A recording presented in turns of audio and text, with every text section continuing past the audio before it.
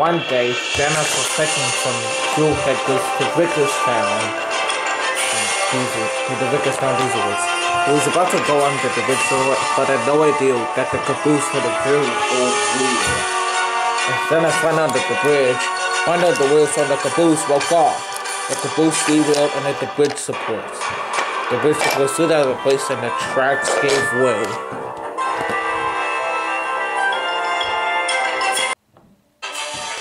Just then, Oliver raced along the bridge and he smashed up. Luckily, no one was hurt, but Oliver was in need of repairs. Meanwhile, Sir Topham and his brother Lowham Hatt were discussing what they should do. Sir Lowham, I'm gonna let you choose the engine to fill in for Oliver. This is the part of helping to navigate railway while Mr. Percival is going on a bike ride. Really? Yes, says Sir Topham Hatt.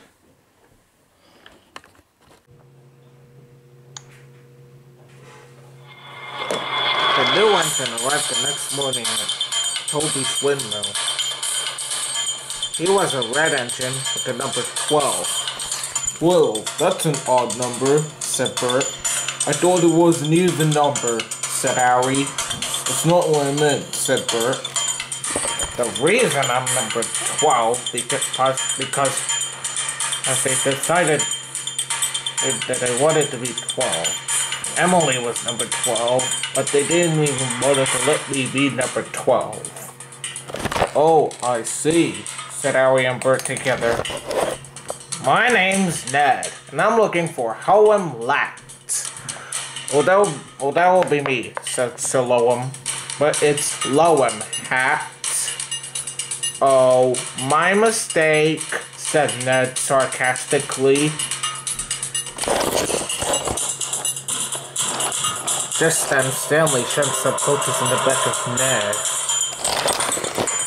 Ah, passengers, my favorite, said Ned, and he coupled up the Gordon's Express coaches and raced off. Hey, shouted Stanley, that's Gordon's train, not yours. But Ned was gone. Ned brought the coaches all the way to Edward's station. When he got there, he hung a couple from Gordon's Express coaches and raced off. Ned, shouted Derek, you can't just leave the coaches on the platform. But Ned was gone. Just then, Mr. Matt raced in. He had to slam on his brakes to avoid hitting the Gordon's Express coaches. The coaches banged into each other, and the passengers were cross. Who left these here? Said Mr. Matt crossly. Some new engine called Ned, said Derek. If you ask me, any engine with the name Ned is trouble. Or something. Derek oiled away to go pull a freight train.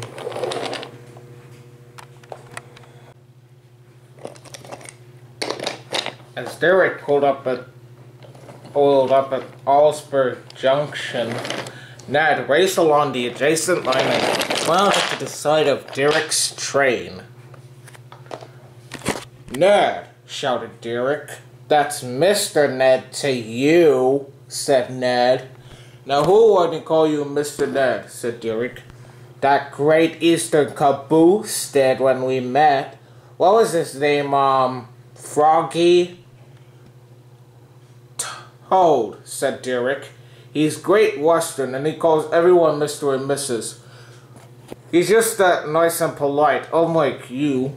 Just for that, I won't even help you get back on the tracks, said Ned. I doubt an engine like you would even help me get back on the tracks, said Derek. Ned just ignored Derek and sped away.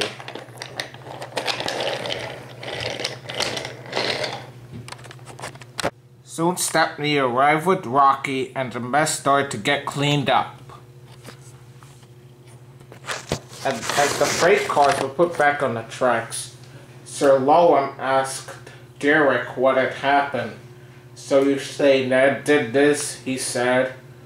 "Yes," said Derek. "Oh dear, what in the world was I thinking?"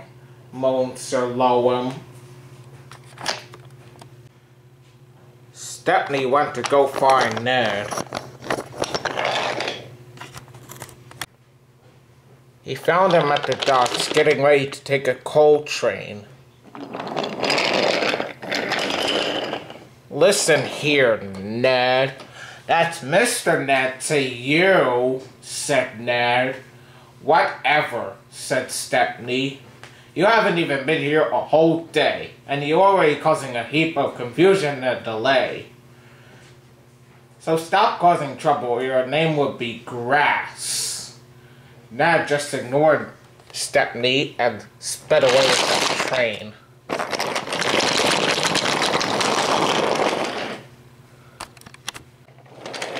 The freight cars had overheard the conversation between Stepney and Ned, and been forming a plan to pay Ned out for his bad behavior. As Ned went over the archstone bridge, the freight cars gave him a huge bump, and Ned had landed into a field of grass. "We did it!" shouted Fred, and the rest of the freight cars cheered happily. "I'll have you all sent to the ironworks for that," said Ned crossly. Just then, Stepney pulled up with Toad. "I told you if you stopped causing trouble, your name would be Grass."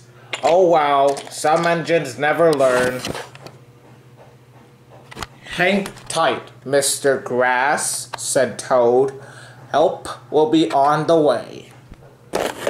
And Stepney and Toad steamed away, leaving a very humiliated Ned, a very grassy and humiliated Ned,